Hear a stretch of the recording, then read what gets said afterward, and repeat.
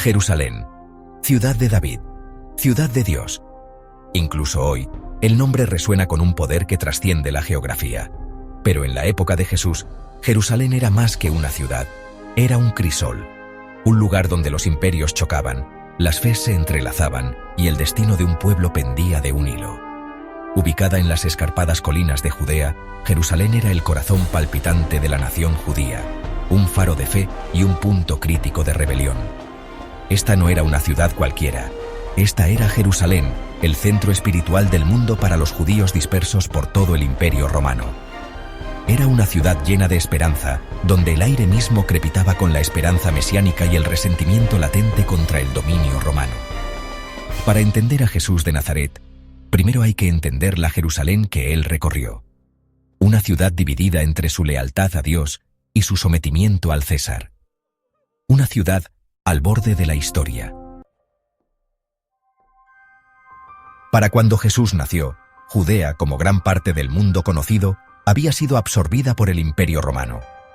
La Pax Romana, la paz romana, reinaba, impuesta por las legiones del César. Sin embargo, la paz para Roma a menudo significaba sometimiento para los conquistados. Judea se irritaba bajo el yugo del dominio romano. Su pueblo anhelaba el día en que se liberarían de la mano dura de sus opresores.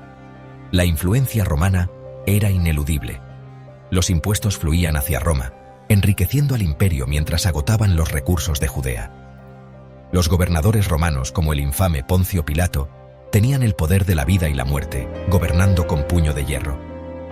Incluso Herodes el Grande, el rey títere instalado por Roma, era poco más que una figura decorativa.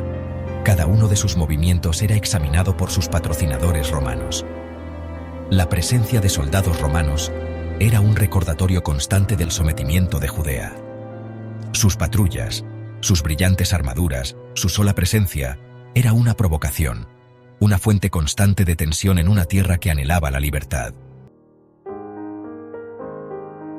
En el corazón de Jerusalén, tanto literal como espiritualmente, se encontraba el templo. Más que un lugar de culto, el templo era el epicentro de la vida judía, un símbolo de su pacto con Dios y un conmovedor recordatorio de su independencia perdida.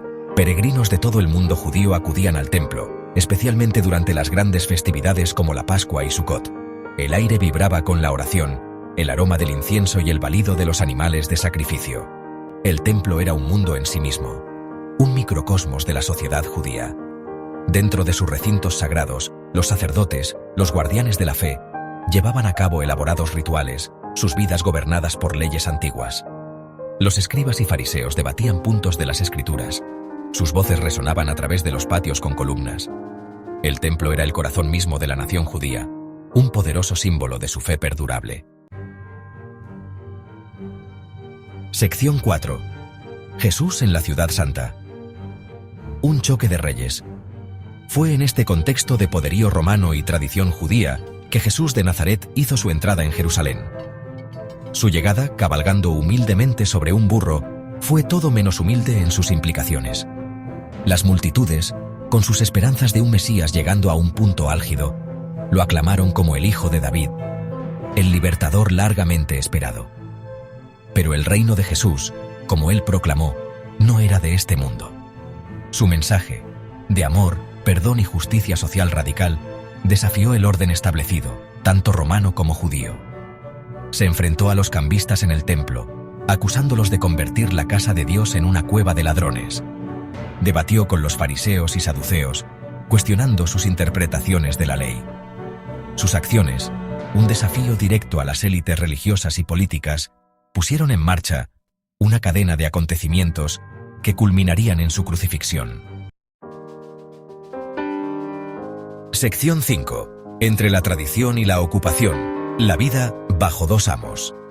Para la gente común de Jerusalén, la vida era un delicado acto de equilibrio. Estaban atrapados entre los dictados de su fe y las demandas de sus señores romanos.